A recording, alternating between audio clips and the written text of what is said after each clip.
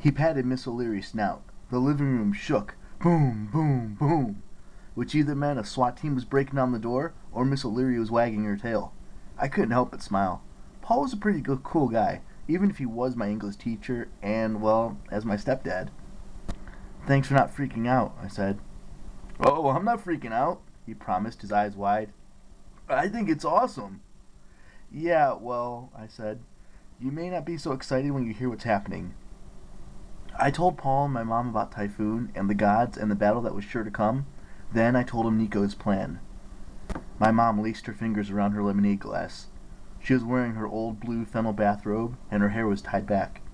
Recently, she'd started writing a novel, like she'd wanted to do for years, and I could tell that she'd been working on it late into the night because the circles under her eyes were darker than usual. Behind her at the kitchen window, silvery moon lace glowed in the flower box. I'd brought the magical plant back from Calypso's island last summer, and it bloomed like crazy under my mother's care. The scent always calmed me down, but it also made me a little sad because it reminded me of my lost friends. My mom took a deep breath, like she was thinking how to tell me. Percy, it's dangerous, she said. Even for you.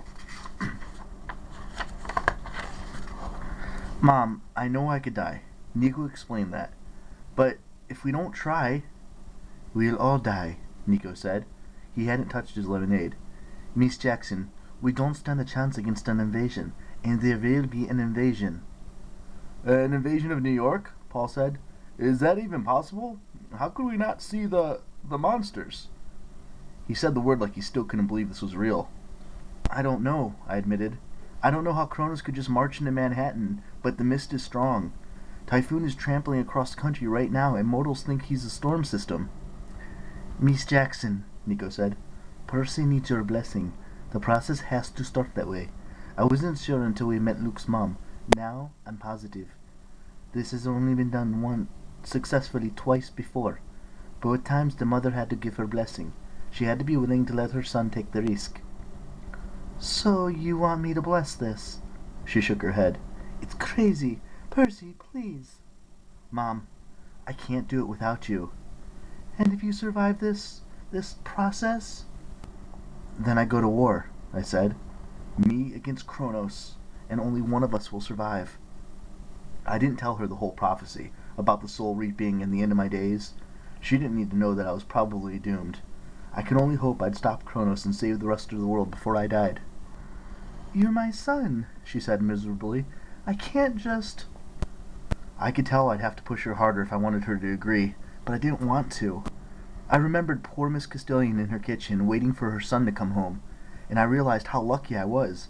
My mom had always been there for me, and tried to make things normal for me, even with the gods and monsters and stuff. She put up with me going off on adventures, but now I was asking her blessing to do something that would probably get me killed. I locked eyes with Paul, and some kind of understanding passed between us. Sally, he said. He put his hand on my mom's. I can't claim to know what you and Percy have been going through all these years, but it sounds like Percy's doing something noble. I wish I had that much courage. I got a lump in my throat. I didn't get compliments like that too often. My mom stared at her lemonade. She looked like she was trying not to cry. I thought about what Hesty had said, and how hard it was to yield, and I figured maybe my mom was finding that out. Percy, she said, I give you my blessing. I didn't feel any different. No magic glow lit the kitchen or anything. I glanced at Nico. He looked more anxious than ever, but he nodded. It's time. Percy, my mom said, one last thing. If you survive this fight with Kronos, send me a sign. She rummaged through a purse and handed me her cell phone. Mom, I said, you know demigods and cell phones. I know, she said. But just in case, if you're not able to call, maybe a sign that I can see from anywhere in Manhattan to let me know you're okay. Like Theseus, Paul suggested.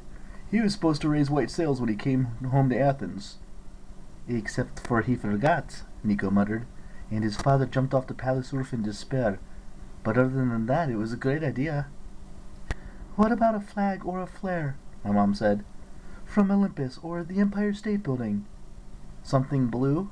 I asked. We had a running joke for years about blue food. It was my favorite color, and my mom went out of her way to humor me.